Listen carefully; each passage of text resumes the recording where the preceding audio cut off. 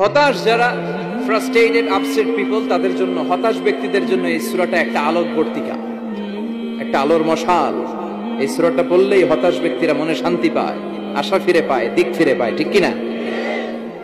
এই সূরাটা নাজিল হওয়ার একটা ব্যাকগ্রাউন্ড আছে, শুনবেন। বিষ্ণু ঈসা ইসলামের কাছে যখন ওহী নাজিল হতে শুরু করলো, বিষ্ণু ঈসা ইসলাম ওহীর কথাগুলো পৌঁছে দিতে লাগলেন। যাই নাজিল হতো বিষ্ণুনবী পৌঁছে দিতেন, বিশ্বনবী সাহাবাদের কাছে শেয়ার করে দিতেন। যেটাই নাজিল হতো তিনি পৌঁছে দিতেন, যেটাই, কারণ আল্লাহর আদেশ, ইয়া আইয়ুহার রাসূল বাল্লিগ মা উনজিলা ইলাইক, ও নবী আপনার কাছে আমি ওহী থেকে যা নাজিল করি সব পৌঁছে দেন, একটাও গোপন করা যাবে। আল্লাহর কাছ থেকে বিশ্বনবী যে সমস্ত মেসেজ, ইনফরমেশন, তথ্য, রেভেলেশন ওহী পেয়েছে, একটাও কি বিশ্বনবী গোপন করেছে? সব প্রকাশ করে গিয়েছে, সব শেয়ার করে গিয়েছে। বিশ্বনবী শেয়ার করতে লাগলেন। সকালে যা নাজিল হয় শেয়ার করেন, দুপুরে নাজিল হয় শেয়ার করেন, রাতে নাজিল হয় শেয়ার করেন, শেয়ার করতে লাগলেন। কিন্তু কি অবাক করা কাণ্ড, হঠাৎ করে এই ওহী আসার ধারাবাহিকতা আল্লাহ বন্ধ করে দিলেন। ওহী আর আসে না, আকাশ থেকে নতুন তথ্য আর নামে না। ঘটনা কি? ওহী আসে না কেন? তথ্য আসে না কেন? জিব্রাইল আসে না কেন? কোন বর্ণনা এসেছে 15 দিন, কোন বর্ণনায় 1 মাস, 3 মাস, এমনকি 6 মাস পর্যন্ত বর্ণনা পাওয়া যায় যে বিশ্বনবীর কাছে 6 মাস ওহী আসে না। বিশ্বনবী তো অবাক, ঘটনা কি? ওহী নামে না কেন? আর ওহী না আসলে তো বিশ্বনবী শেয়ার করতে পারে না। এতদিন যা আসতো বলে বেড়াতো, এখন আসেও না, বলতেও পারে না।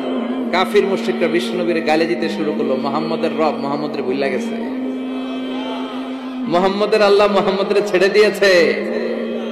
বিশ্বনবীর চাচি আবু লাহাবের স্ত্রী উম্মে জামিল বলতে শুরু করলো, কি মুহাম্মদ, তোমার শয়তানটা তোমার কাছে আসে না? না, শয়তান দ্বারা তিনি জিব্রাইলকে বুঝিয়েছেন যে তোমার জিব্রাইল তোমার কাছে আসে না।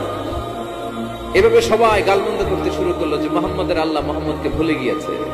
বিষ্ণু ঈসা ইসলাম নিজেও হতাশ হয়ে গেলেন। কি রে, ওহী আসে না কেন? আমার কোনো ভুল হচ্ছে না তো? আমার কোনো অপরাধ হয়ে গেল না তো? আল্লাহ কি আমার উপর অসন্তুষ্ট হয়েছেন? আল্লাহ কি আসলেই আমারে ভুলে গেছেন? আল্লাহ কি আমাকে ত্যাগ করেছেন? তিনি কি আমার উপর রেগে আছেন? আমরাও মাঝে মাঝে এরকম হতাশ হয়ে পড়ি। এরকম হতাশ লোক আছে না নাই? কিরে, আমার দোয়া কবুল হয় না কেন? আল্লাহ আমার ডাকে সাড়া দেয় না কেন? আমার জীবনে এত দুঃখ কেন? আমার জীবনে তো ভালো কিছু হয় না, খালি সব কষ্ট আমার কেন? এরকম আছে না নাই? এরকম হতাশদের জন্য এই সূরাটা একটা আলোকবর্তিকা, মোটিভেশনাল সূরা। আলহামদুলিল্লাহ পড়েন। বিশ্বনবীকে আল্লাহ আশ্বস্ত করলেন আর এই সূরাটা নাজিল করলেন আর বললেন, ওয়াদ-দুহা, ওয়াদ-দুহা। দুহা মানে আলো, দুহা মানে আলো, প্রভাতের সূর্য কিরণের শপথ। Look up, the sunlight, it's a very beautiful day out there. ও নবী, হতাশ হবেন না, বেরোন, সকালের সূর্যটা কত সুন্দর, কি ঝলঝলে পৃথিবী, ফকফকে আর তকতকে, দেখলেই মনটা ভরে যায়, ঠিক কি না? দুহা, দুহা মানে আলো, আশার আলো, সম্ভাবনার আলো। আমাদের জীবনে আলোর দরকার আছে না নাই? আলো না থাকলে আমরা বাঁচতে পারবো? আলো লাগে বড় ভালো। এই আজকে আলো না থাকলে আমার দেখা যেত। এজন্য কোরআনকে আল্লাহ আলো বলেছেন। কোরআনকে কি বলেছে?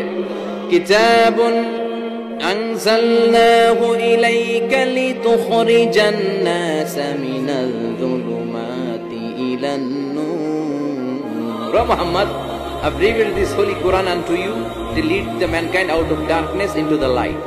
অন্ধকার থেকে লাইট, লাইট মানে কি? আলো, আলোর দিকে নেওয়ার জন্য এই কোরআন পাঠিয়েছে। আবার বিশ্বনবীকেও আল্লাহ নূর, নূরের সাথে তুলনা করেছেন।